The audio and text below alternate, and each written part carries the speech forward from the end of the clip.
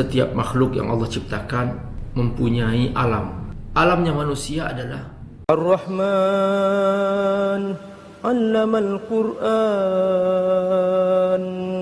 khalaqal insan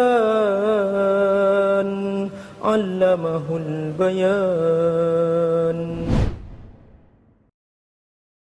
Jangan lupa donasi untuk keberlangsungan FAT-TV ini.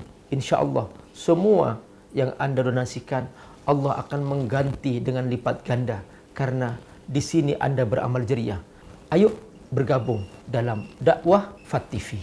Semoga Allah berkahi. Bismillahirrahmanirrahim. Alhamdulillah wassalatu wassalamu ala Rasulillah wa ala alihi wa sahbihi wa mawalah. Assalamualaikum warahmatullahi wabarakatuh. A'udzu billahi minasy syaithanir rajim. Bismillahirrahmanirrahim. Alif Lam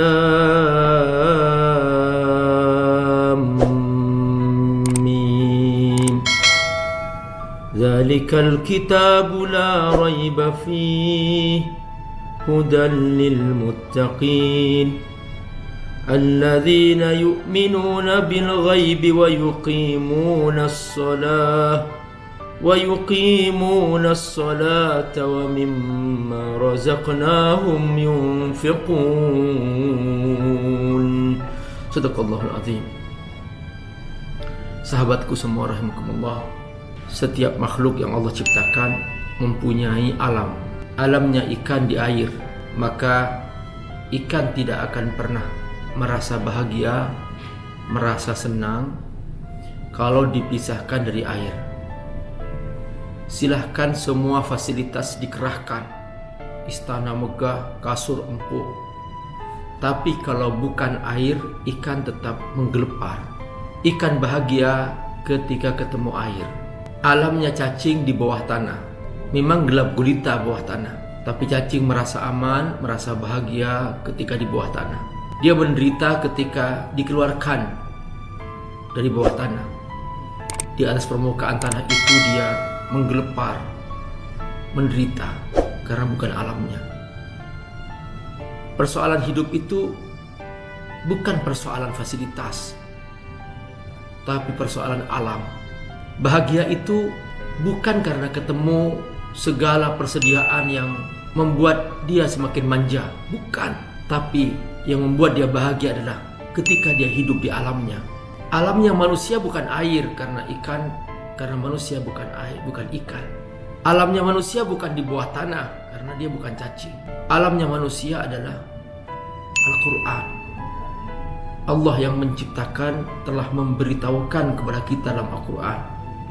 Wa kadzalika auhayna ilaika ruham min amrina. Aku turunkan kepadamu ruh, jiwa, itulah Al-Quran.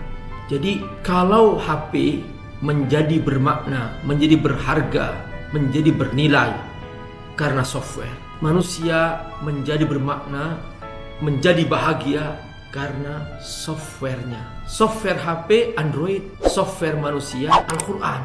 Jadi tidak mungkin manusia bisa bahagia di balik fasilitas yang megah apapun kalau dia jauh dari Quran. Bedakan saudaraku antara bahagia dan senang. Beda. Banyak orang senang dengan rumah mewah itu, dengan fasilitas megah itu. Itu kesenangan, bukan kebahagiaan. Tapi tidak mustahil di balik rumah-rumah mewah itu banyak orang bunuh diri. Di Jepang setiap tahun angka bunuh diri mencapai 30.000. WHO melaporkan itu cenderung naik. Justru di saat mereka mempunyai fasilitas yang cukup dalam hidupnya, gaji yang lengkap dalam hidup. Di Amerika 80% mereka pencandu alkohol karena mereka menderita secara psikologis. Padahal mereka secara jaminan sosial sudah lebih. Rumah mereka mewah, negara mereka rapi. Kalau kita datang ke sana, senang banget, kagum, rapi banget, bersih, alamnya luar biasa. Jangan dikira di situ banyak orang bunuh diri, melempar diri dari sebuah jembatan yang melintas di sebuah sungai yang dalam.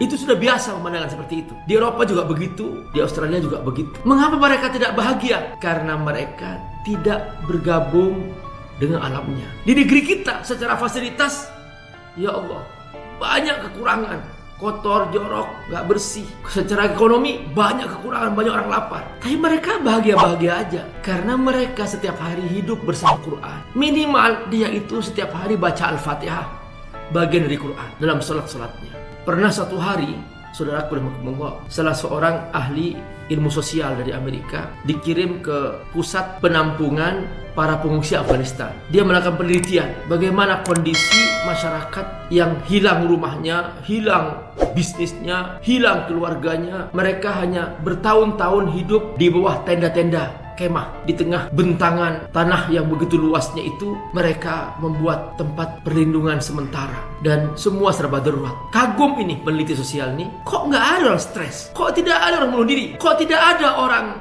galau. Masjid ramai, anak-anak kecil di mana-mana di depan tenda-tenda mereka menghafal Quran. Senang mereka, sekalipun tidak punya rumah, mereka tetap riang gembira, tertawa dan sebagainya. Indah alam. Jadi alam ini di tangan kita, tergantung kita. Ini Quran di tangan kita 24 jam. Oleh Allah tidak dibatasi waktu kita membaca Quran. Ibadah yang lain ada batasnya. Kita sekarang sholat duhur, oke, karena waktunya sholat duhur. Tapi sholat asar nggak boleh, sholat maghrib nggak boleh. Tapi baca Quran ini tidak dibatasi waktu oleh Allah. Kapan saja kita bisa. Saudaraku, ini yang pertama-tama kita harus pahami, bahwa inilah alam kita. Tidak bisa dibicarakan, tidak bisa diomongkan. Memang kita harus jujur bersama Quran. Baca dengan indah, baca dengan tenang. Assalamualaikum warahmatullahi wabarakatuh. Alhamdulillah, salatu wassalamu ala Rasulillah wa ala alihi wa sahbihi wa wala. Saudara-saudara, kami sekarang menghadiri acara aksi bantu Indonesia yang diprakarsai oleh ACT. Tahu nggak apa itu isinya? Ternyata isinya adalah sahabat Umi. Umi singkatan daripada Usaha Mikro Indonesia. Ternyata ini bukan hanya singkatan, itu juga benar-benar ACT akan hadir untuk menyalurkan sedekah dan infak kepada ibu berapapun.